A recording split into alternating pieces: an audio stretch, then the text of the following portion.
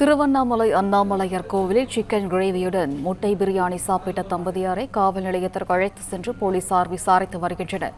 இது தொடர்பான கூடுதல் தகவல்களை தருகிறார் செய்தியாளர் மணிகண்டன். வணக்கம். விபரம் என மணிகண்டன்.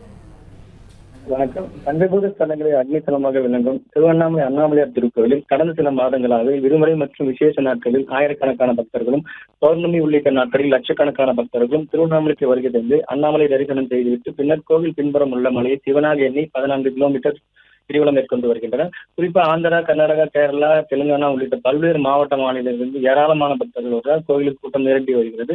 இந்நிலையில் அண்ணாமலையார் கோவிலில் 5ஆம் பிரகாரத்தில் ராமலிங்கனார் தெருவை சேர்ந்த ரமேஷ் மற்றும் அவரது மனைவி ஆகிய இருவரும் முட்டை பிரியாணியுடன் சிக்கன் கிரேவி பார்சல் வாங்கி கொண்டு கோபுரத்தின் உள்ளே 5ஆம் பிரகாரத்தில் அமர்ந்து கொண்டு சாப்பிட்டுக் கொண்டனர். அதனை அந்த வழியாக அந்த நபர் ஒருவர் கொடுத்த தகவல் அடிப்படையில் பாதுகாப்பு பணியில் ஈடுபட்டிருந்த பெண் போலீசார் அவர்களை தடுத்து விசாரணைக்காக திருவண்ணாமலை நகர காவல் நிலையத்தில் அனுப்பி வைத்துள்ளனர். இதனால் திருவண்ணாமலை அண்ணாமலையார் கோவிலில் பரபரப்பு ஏற்பட்டது. மேலும் தினமும் கோவில் ராஜகோபுரம் மற்றும் அமளியம்மன் கோபுரம் வழியாக நுழையும் பக்தர்கள் மிகுந்த பாதுகாப்பு பணியினரால் மிகுந்த சோதனைக்கு பின்னரே உள்ளே அனுமதிக்கப்படும் நிலையில் எப்படி அவர்கள் பிரியாணியை எடுத்து வந்தார் என்று போலீசார் தீவிரமாக விசாரணை மேற்கொண்டு வருகின்றனர். இதனால் திருவண்ணாமலை அண்ணாமலையார் கோவிலில் சிறு பரபரப்பு காணப்பட்டு வருகிறது.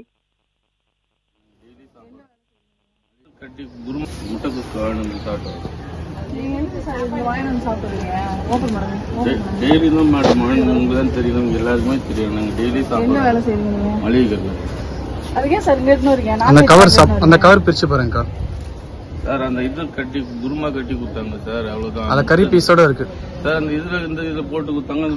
இதுவா குஸ்கா வாங்கினா அது போட்டு கொடுத்தாங்க சார். நாங்க தனியா பிளே ஸ்டோர் மற்றும் ஆப் ஸ்டோரில் இருந்து பாலிமர் செயலியை QR கோடு மூலம் பதிவிறக்கம் செய்யுங்கள். செய்திகளை உடனுக்குடன் பெறுங்கள்.